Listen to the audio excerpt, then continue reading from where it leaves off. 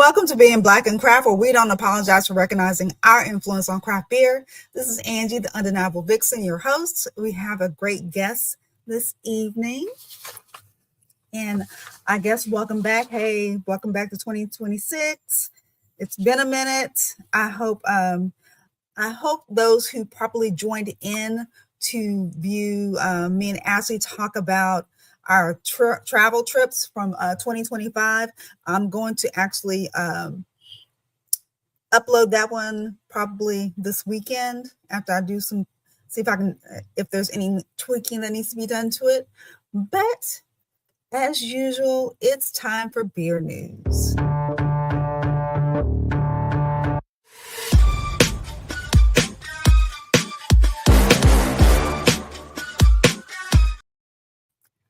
So let's see. Let me start with, and I'm probably missed this, but oh no. Okay, great. First off, because I know this story, Vine Street, friend of the show, Vine Street out of Kansas City, Missouri. They're on the Brewing Industry Guide. It's so amazing. I'm so excited and elated for them to be seen. I don't know when there's been like someone of color on this guide. So if you happen to get one, this might be a collector's item. I don't know. But it's really great. Vine Street Brewing, the guys and girls there, those folks are so amazing. I love Vine Street, and they've been doing some good things as they continue to grow into that space that they have, which I was just like, I was so elated when I saw that, and they're really excited about it. So that was kind of cool. Then next, we have a message from our founder. So, Urban Garden, if you're not familiar, they just recently decided to do some changes, and I want to read Imani's post. These past few weeks have been a lot to process due to a combination of factors, including ongoing design delays, challenges, accessing additional funding, and the current political and economic climate. Our fourth Triton lease has ultimately been terminated. We're preparing to begin construction in late October and work diligently to bring this project to the finish line, but circumstances beyond our control prevented us from moving forward as planned. This has been painful, especially after all the love, work, and community support that went into it. Even though the frustration, I keep coming back to gratitude. Every person who believed in the dream helped build something real, and that means everything. Urban Garden Brewing is not over. The mission, the heart, and the community that built it are still here.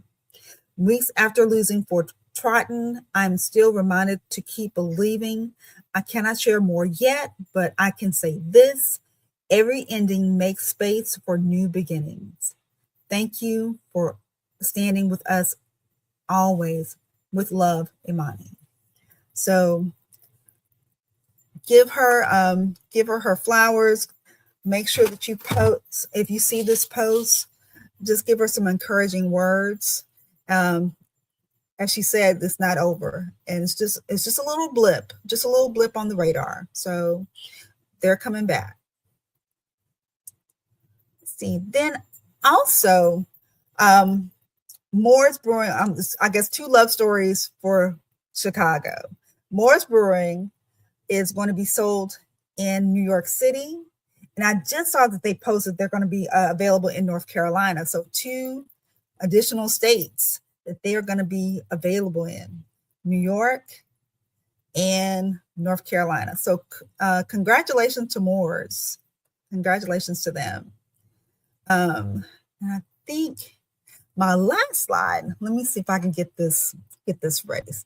So Funky Town. They just did something really, really, really cool. Let's see if I can get to it. Yes, got the right one. Yay. Let me see if I can hold on. On the near program. With our West Side, please stand. The brewery will be using a $3.7 million grant for a $7.4 million production, distribution, and retail facility. Cheers.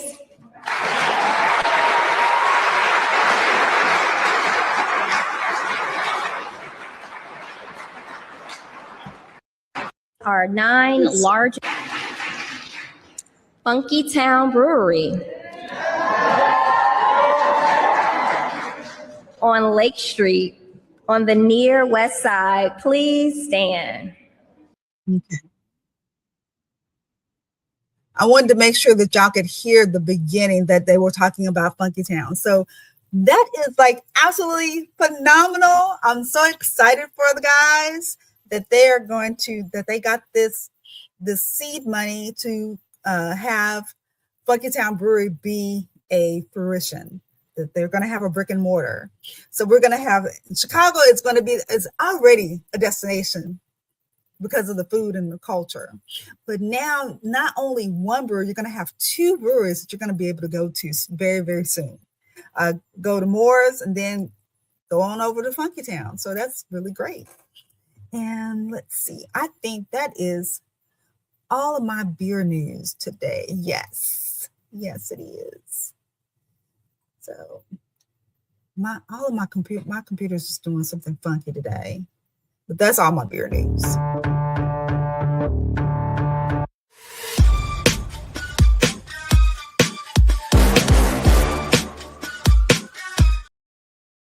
So let me go ahead and welcome my guest. Leon, I can't see you. I see you're here, but I can't see you. Hold on one second. Oh, it disappeared. Okay, I think he's going to try to come back on. Give him a second. See if we can.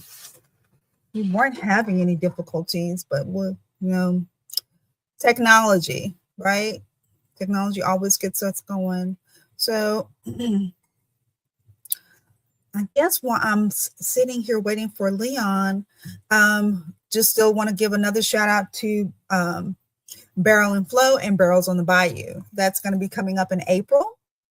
And there are applications. Day has put out a couple of postings of people that are going to be coming out for Barrels on the Bayou. And applications are available if you are a vendor or even a brewer. So check them out. Also check them out for Barrel and Flow in Pittsburgh. That will be in August. So let's try this again. Hey, there you are. I was like, what happened? Hey, Leon, how are you? I'm doing fine. And yourself? Good. So this is, I know this is a really quick turnaround. Usually when I meet people, I was like, I would like to meet you, have you on the show and everything. It's usually later on in the year because I'm usually have other folks, but I was like, this is a quick turnaround. And I'm so glad that you were so kind to come and join me. But we're just going to have a little chat. So, okay. So let me start off with, do you remember my question of the year always, do you remember your first craft beer and what about it stood out to you? What made you say, okay, this is different? So for me, I would do a little craft brewing at the house. So I would dibble and dabble here and there, but it wasn't anything like my first real craft beer was at a place called Beer in North Chicago, Illinois. It's no longer in business, but it was a Dreamsicle is what it was called. So it was a IPA with some very strong citrusy notes. It reminded you of the ice cream bar that you used to eat, similar name, Dreamsicle. So it has Yes. notes to it, and it tastes just like that in the beer form. So that was like my very first craft beer uh, take on something that I had not had before. So that really got me hooked. It sounds delicious. I think I've had something in that. Was it an IPA or was it a cream? It was a creamy IPA. It had notes of orange, uh, and it was lactose uh, style type of beer. So it was very Mm. mouthy, very fruity. So I was asking you earlier, and I don't want to forget. Are you sipping on anything this evening? Well, I was waiting, but I do have something here. This is from our brewery, Black Lung Brewery. It's located well, we have three locations. Our first location that we started back in 2019, so right around the pandemic. So it was really hard getting it started. So 2019, that was our first location that was open, and that's where we brewed our beer. Um, so we're based out of Lake County, Illinois. We open up our second tap room. We don't brew there, but it has a kitchen. So we're right off the water. It's in Fox Lake. That's our second location. So during the summer, if you have a boat, just pull on up to the dock and just come on in. And then we open up our third location in Grace Lake, and that is in the heart of Grace Lake, um, Illinois. It is all three locations are north of the city. So Okay. one that I'm pouring here is called Tame the Chaos. It is a double IPA, Okay. and the motto behind it is a story of serenity during a time of unrest. So that's kind of the motto of where the name came from. Okay. Okay. Citrus, and mosaic hops. So it has a very citrus forward taste, very smooth. I wish I could, give you some. I know. If I had known that, we would have been doing this, I would have gave you some when you were here. Oh, I was on Team Carry On, so I wouldn't have been able to get it. Yeah, yeah. I'm gonna have to change that probably. Probably by the time I go to Barrels on the Bayou, I'm probably gonna have to pack a bag. You would definitely have to have a packed, a check bag. Yeah, yeah. So before working in beer and being in the beer spaces, um what was your relationship? You said that you were brewing beer, so you were kind of familiar because did you say that you were doing it at home? Yeah, I was doing very small type of batches, just maybe maybe a few cans of beer, nothing really extravagant. Like some of the guys that are in the industry, when they started out at home, they had this whole system that took over the whole garage. And at the time Mhm. when I was married, that wasn't happening at my house. I had to scale it down to something that was on a desktop. So Nice compromise. yes, very much so. Yes, yes. So what were you doing outside of Black Lung as far as your 9 to 5? How did you get to this place? So before I got involved with them, I was working for Baxter Healthcare, um, Okay. with them for 27 years, working in quality control. So I worked anywhere from laboratory testing to supervisor of the manufacturing labs or chemistry labs to moving into R&D, where we would Mhm. go on new product development, products that you would see mainly in the hospitals, as far as IV solutions. So I worked with several of our product lines where I was responsible for product complaints, uh, as well as making sure that we were on top of any issues that were coming up so that we could pivot and make any changes to the product line. So investigation work, stuff like that. Okay. So you're kind of nerdy. A little bit. Well, good. Yeah, that's a good thing. Okay. It is. Yeah. Yeah, nerds unite. Yeah, for sure. For sure. Yeah. Okay. Yeah. Um, Go ahead. I'm sorry. No, you go ahead. So I'm back in New Orleans now. I went to school down here, so some of my nerdiness is there. Um, Okay. so I have a degree in biology from Xavier University in New Orleans or Louisiana, and I have my MBA in healthcare management from Cardinal Stritch in Milwaukee. Okay. Okay. That's a lot. That's a lot. So, what do you think really kind of help you solidify as far as like in this beer world that you were able to kind of take from the pharmaceutical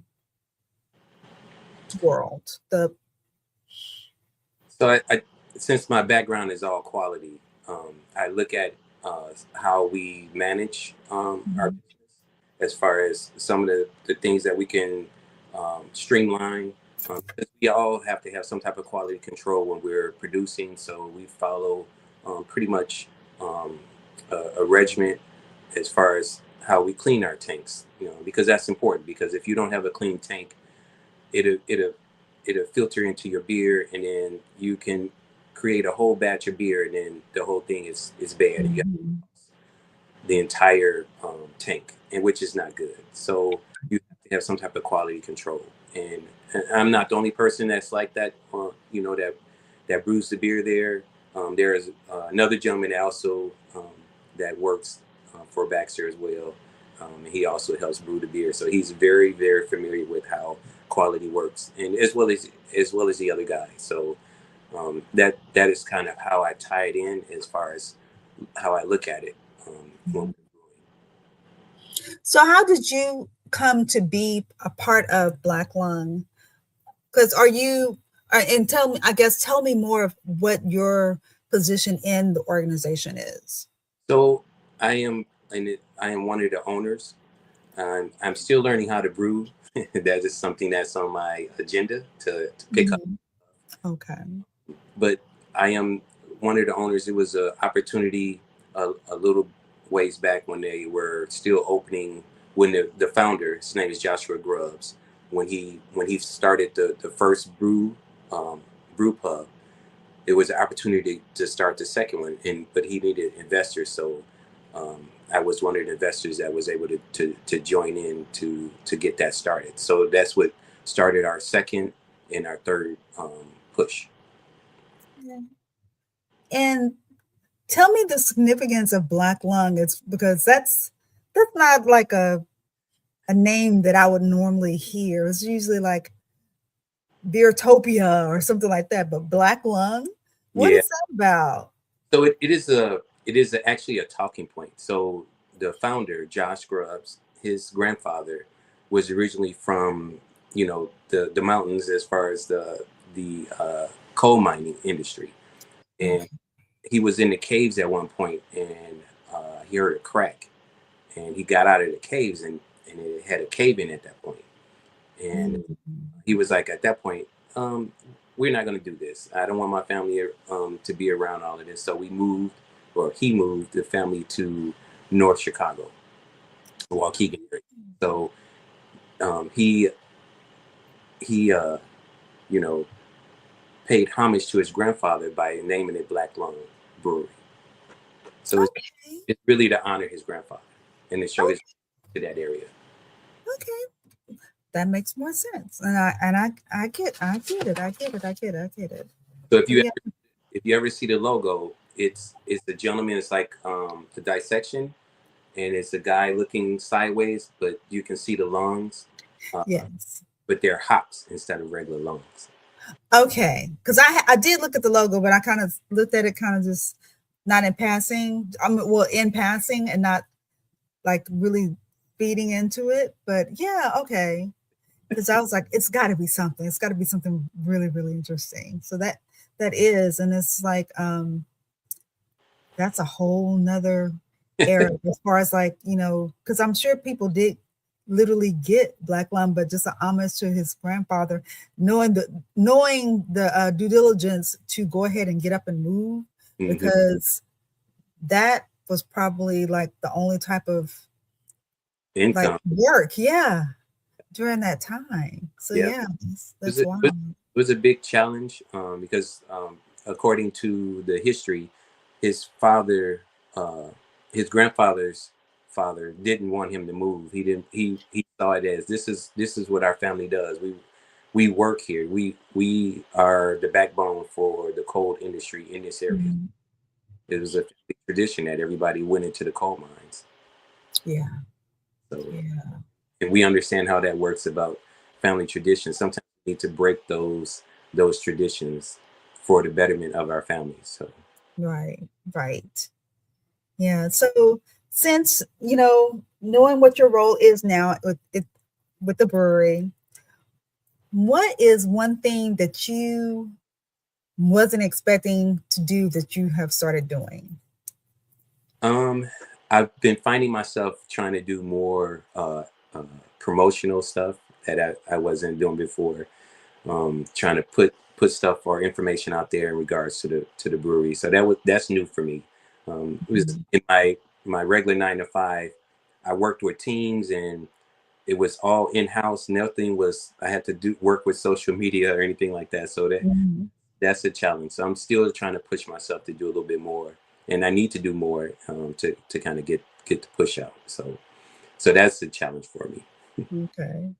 So what do you think has been the toughest lesson for you uh, early on during your craft beer kind of experience that you've had so far? Learning the steps on how to brew because depending on what you're brewing, it requires a different um, set of rules that you're going to follow as far as how long you're going to let something steep in the tank or what type of hops to add. So Mhm. it's understanding what those parameters and what those ingredients are as you go along. That's been the most challenging because you we make everything from uh, double IPAs like I have here to stouts to porters um, and everything in between lagers, you know, spritz. So we make it all. It's not just one particular type that we make because you do have some breweries that they specialize in one thing. So we Mhm.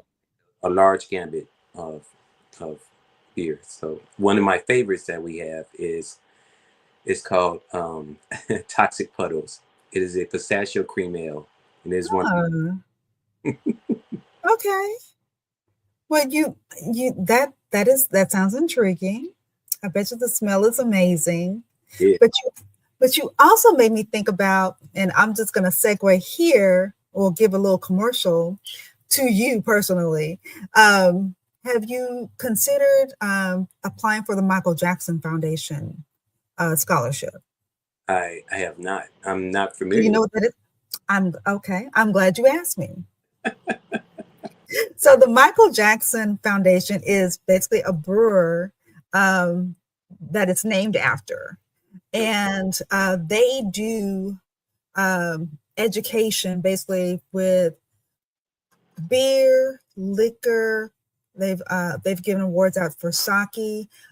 We've had like Tapped 33. He basically I interviewed him. He was in Germany.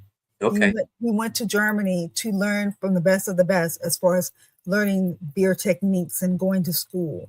So they just they just did their cohortship or their 2026 class Hmm. just recently, but it'll be coming back up again where you go ahead and apply, and they take care of your books or the school as far as your scholarship.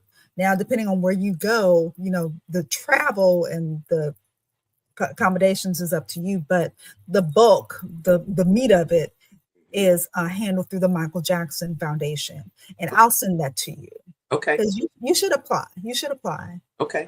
I think that would be really, really great. And then I'll give you the disclaimer, which I needed to know before I gave up because I wanted to do one in distilling because I'm a liquor person too. So I was like, well, I didn't get it, so I didn't apply. And everybody that I've talked to that has done it, Yeah. They apply it more than once. So I hope that you, when you apply, that it goes through that Hmm. first time. But if it doesn't, it's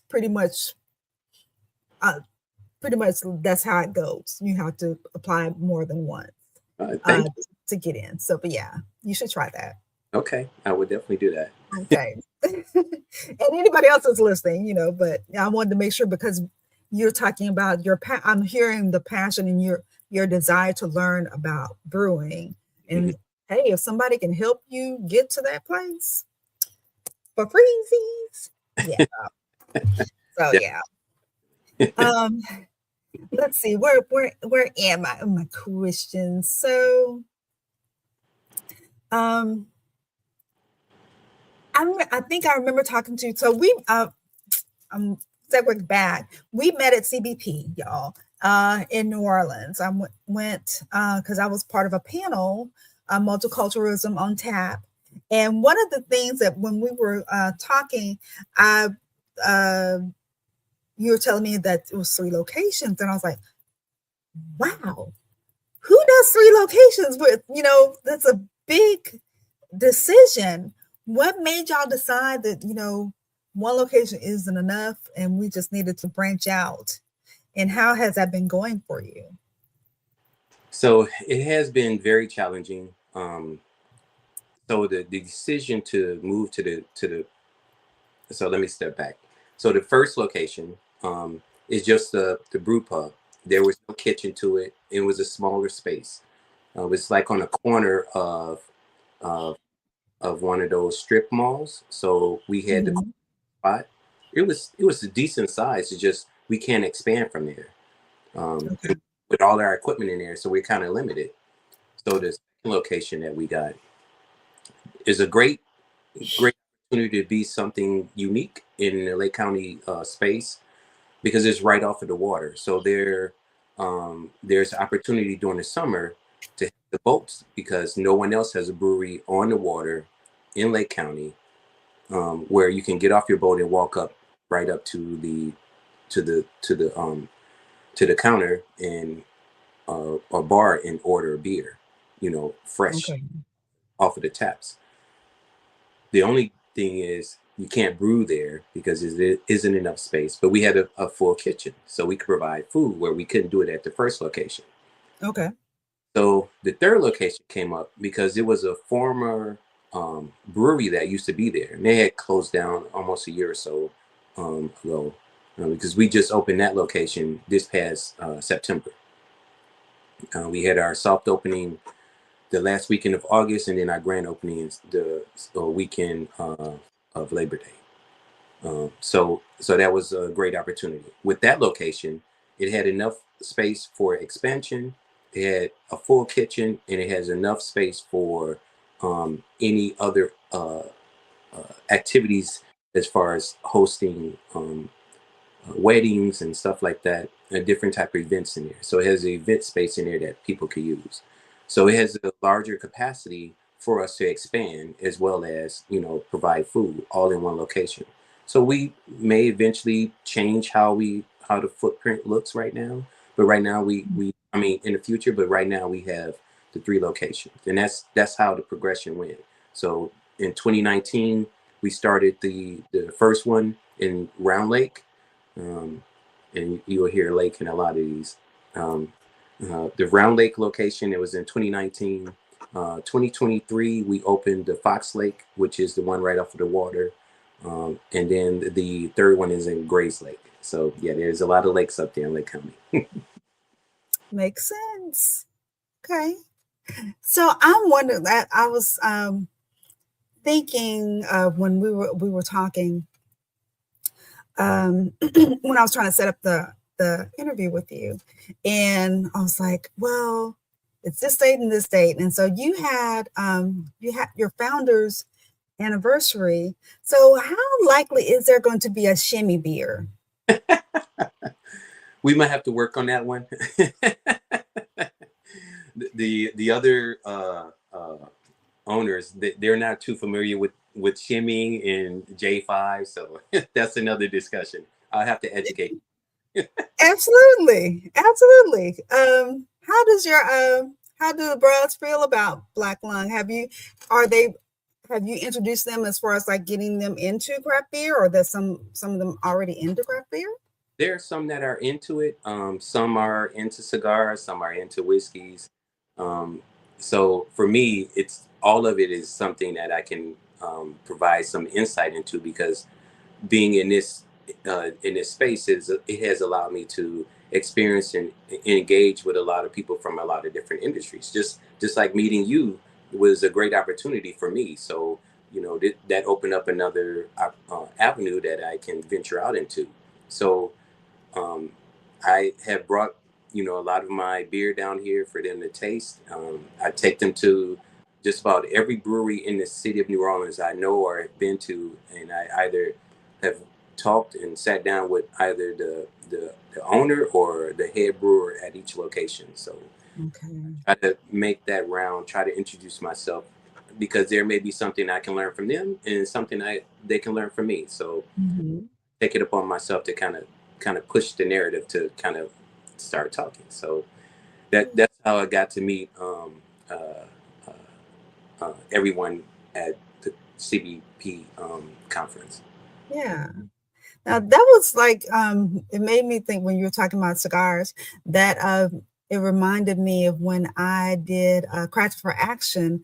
One of the most fun times that I had, we did a like a head off with cigars. So Isola Woods, who is branched off and like it's a phenomenal person with Drew Estates cigars.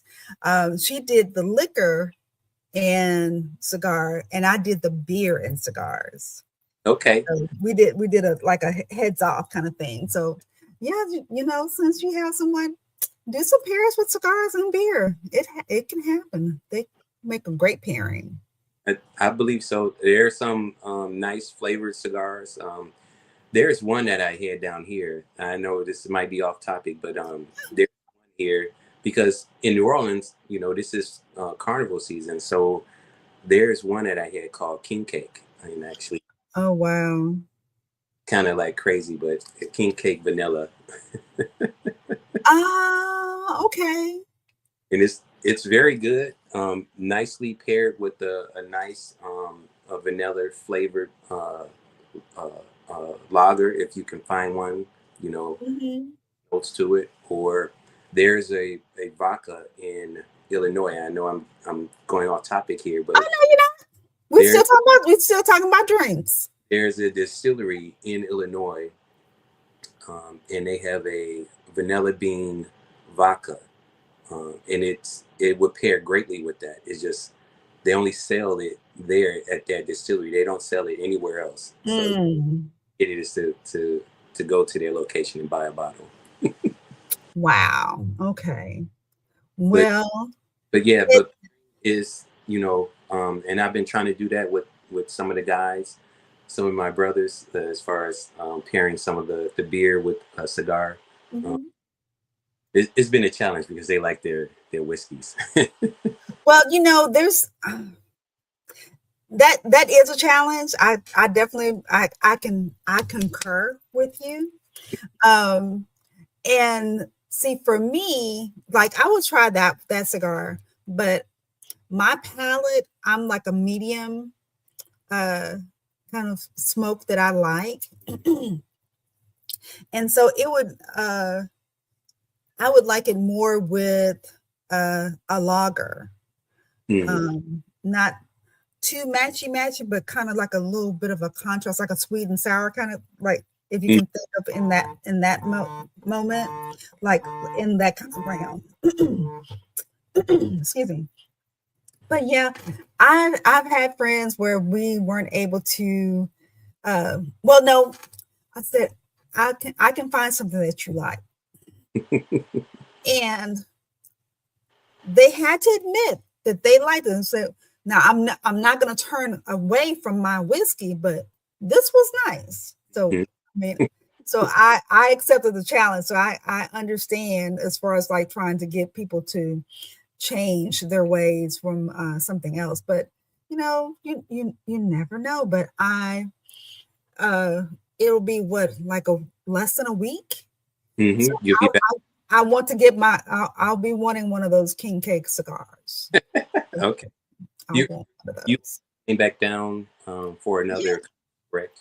for another conference. Yep. Yep. On the 20, we're coming in on that Saturday. Well, I am. I'm coming in on Saturday and staying till like Wednesday or Thursday morning, somewhere like that. Somewhere like that. So I'll have some downtime somewhere in there.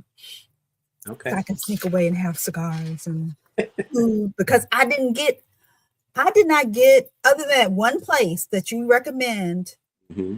we did not really get food. So between you and John, y'all have to take me and Ashley to get some groceries. We will do that. So definitely. So see, I'm off topic. You're not off topic. I'm off topic because I was thinking about me. So so let me get back to it. So, tell me about any coworkers or mentors, or even maybe even a customer who kind of helped shaped you who you are today, as far as being part of this organization for Black Lung. That's kind of made you say, you know what, this is why I did this. Um, I think for me, it's kind of unique in that I can't say it's just one person because my story is a little different. Um, I, you know, I went through a divorce, and during that divorce, I started to venture out to do other things. As far as I would start going to some of the breweries in the area within Lake County, so that allowed me to start talking to some of the brewers and owners. So one of the guys, uh, Larry Bloom, who owned Zoom Beer, Mm, he is the one where I would sit down and we would just talk, and we would just have conversations, and I found that really enlightening because it opened up some things that I probably would not have been able to do if I had not been able to just sit down and talk, right? And ironically, Joshua Grubbs, the founder of Black Lung, his first beers were produced out of Zoom Beer's location. So Larry allowed Josh to make his first batches of beer. Galaxy 503 is another hazy IPA, and that's one of our flagship beers. Um, mm, so he allowed him to produce it and can it up out of his location. So that's how I got to meet Josh way before he even opened up his first location in Round Lake. So it's the interconnections of being able to talk to people and having those, uh, having just a sit down one-on-one type of conversations, or all three of us, or however many people are there, just having the, the ability to sit down and throw ideas off of each other. It's like, hey, have you ever done this? It's like, no, that's something that I can think about. Like mhm. Black Lung has another beer that's one of my favorites, and it's a pistachio rose stout, and it's a white stout. It's not your typical dark stout, and most people associate the roasted flavors or notes of a stout with coffee. This does Right. not have any of that roasted behavior to it. It's very smooth. It is almost like a milkshake, and so the Mm, of what would it look like if we did pistachio for like something on a Valentine's type idea, but we added rose to it to kind of like spice it up, change it up a little bit. mhm. We made it, and it was at one of the very first beer fests that they had in Lake County that year, and we hooked it up to our little trailer, because you could give out samples since it's everybody in the Lake County area and some outside of the county, and some of the distilleries. We gave out the entire batch that we had. We had two kegs, and we went out. We gave them away like within like an hour and a half, because Oh, wow. that's how delicious. And it was all about talking and discussing, like, hey, can we try this? And it's just, you know, the the same thing that I feel like when I go to these different places and I talk to people, and ideas come up. Like I believe that there was a beer that was produced down here in New Orleans based off of that pistachio cream ale, um, Mm. that we made, but Mhm. can make it because it's not, you don't gatekeep, and it's the ability to put your own spin on something, but Mhm. it could come from anywhere.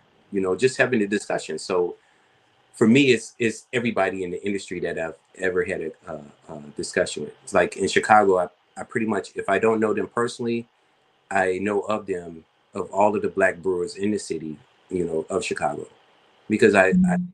point to to go to events where they are, and introduce myself and just talk.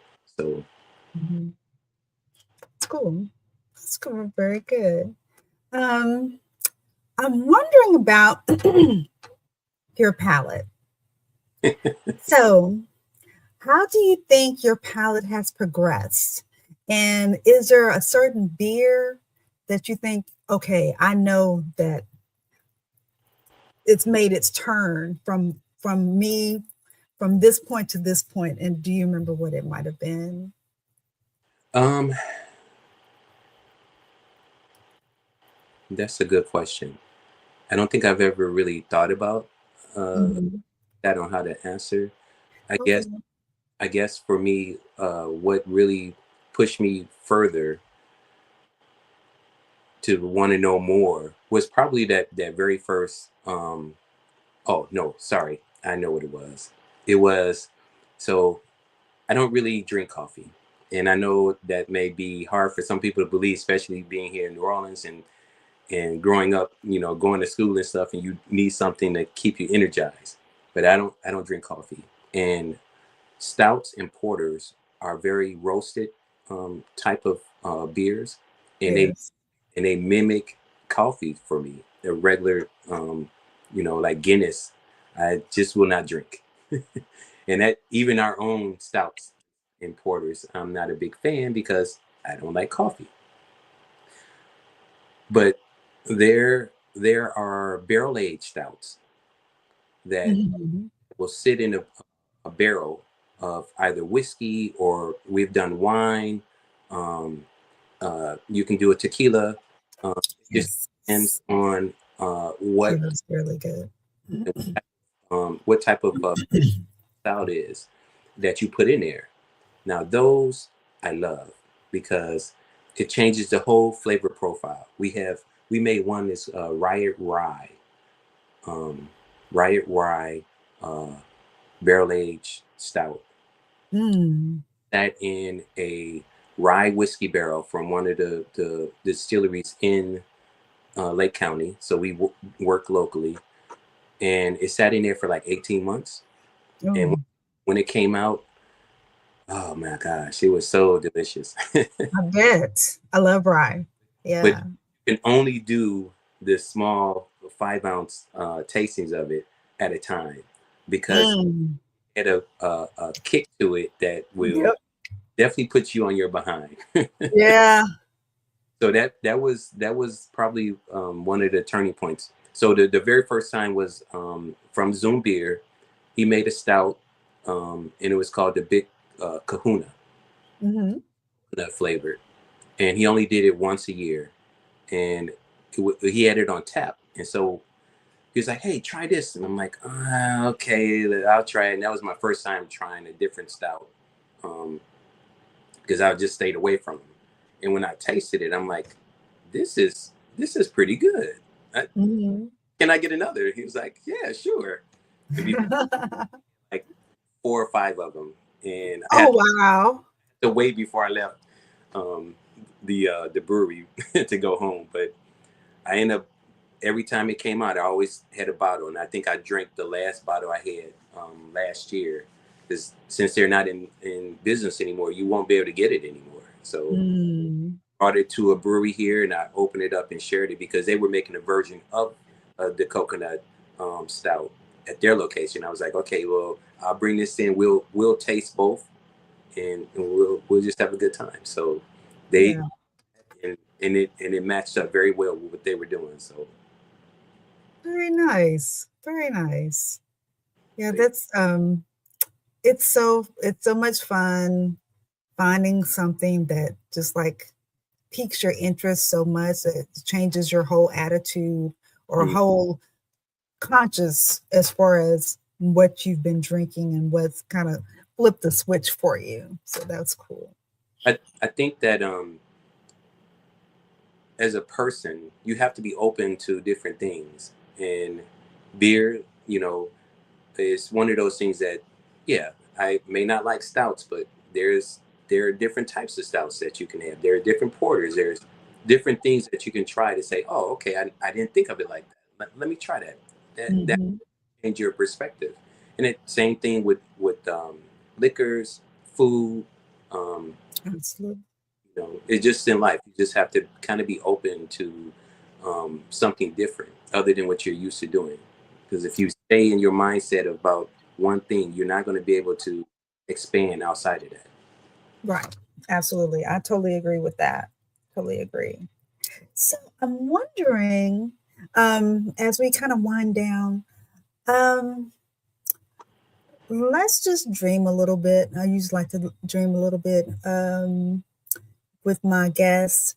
For Black Lung, what is the next thing that you're thinking that will take place if you had such resources?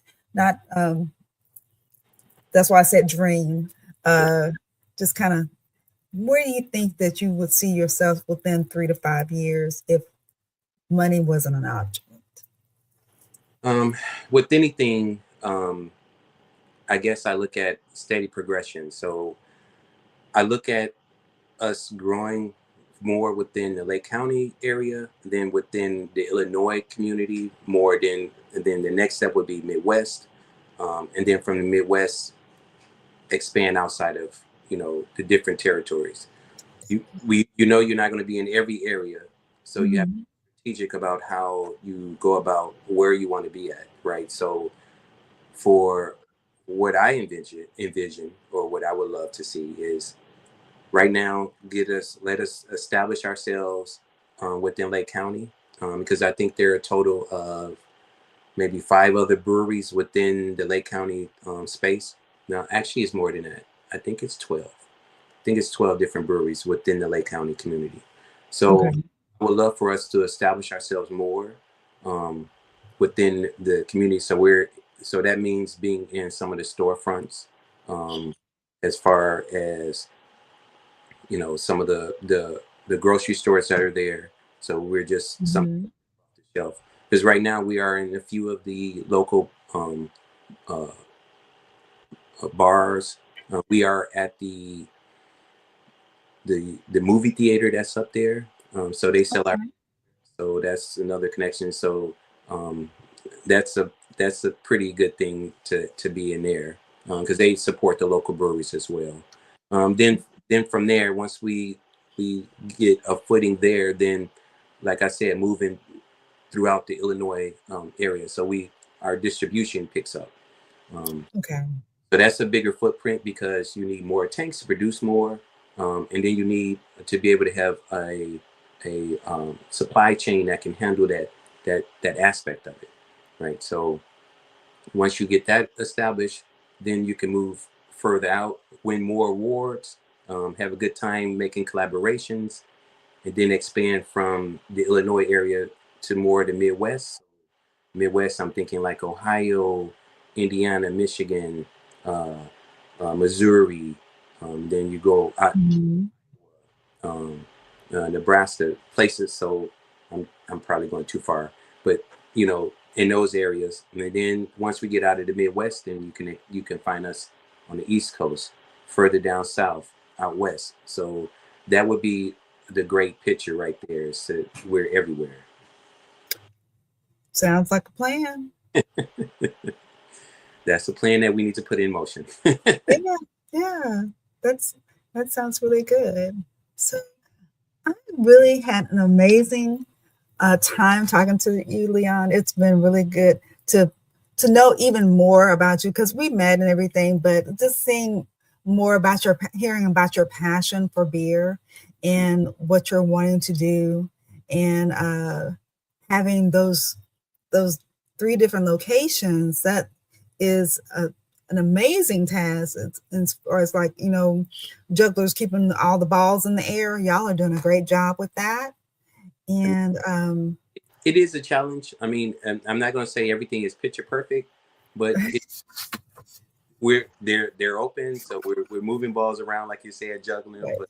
But I mean, I don't want anybody to think, oh yeah, everything is so perfect. Like, no, I mean, it is business, and there's ups and downs. Like prime example, winter in Illinois. I can only tell you how how crazy that can be, right? So, like our location in Fox Lake, that's off the water. During the winter, there's no boats on the water. I mean, it's pretty evident. So, Mhm. you know, it tends to decline a little bit. So you have to think of ways. How can we get people to come in, especially if Mhm. boats aren't on the water? So, it's a challenge.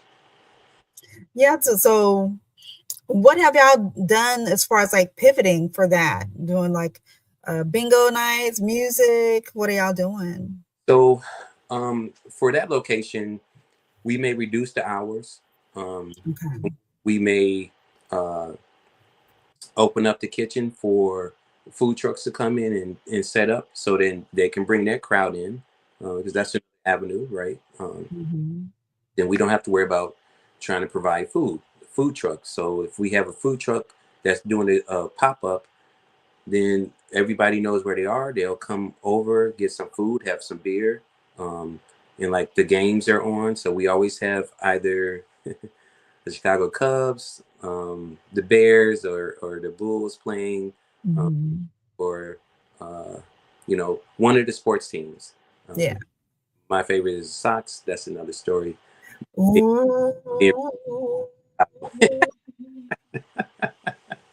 But we'll have the sports teams playing, and like you said, we may have music bingo, or trivia, or we may have open mic depending on which day it is. So we try to have some things that are going on, and each location may have some type of music on the weekend. Um, Mhm. you may find your favorite artist at over here, or at our Fox Lake one, or you may find them over at Grace Lake, or Round Lake. So we may have, you know, one each weekend. It's like, oh, he was here this weekend. He's over here next weekend. Let's. Mhm. That's cool. Okay. Oh, it sounds like that's a great pivot. That's a really good pivot, and I think a lot of breweries are trying to do that and just keep that momentum, just even with the daily operation. So that's a really good thing. So Mm. yeah, yeah. Well, thank you again, Leon, and thank you, audience, for listening. Again, we are available on Facebook, Instagram, and YouTube every Monday, the Lord willing, and the creek don't rise at 7 o'clock p.m. Central. And thank you for joining us for Being Black and Craft. I almost went to my work. Thank you for thank you for watching us on Being Black and Craft. We don't apologize for recognizing our influence on craft beer. And good night.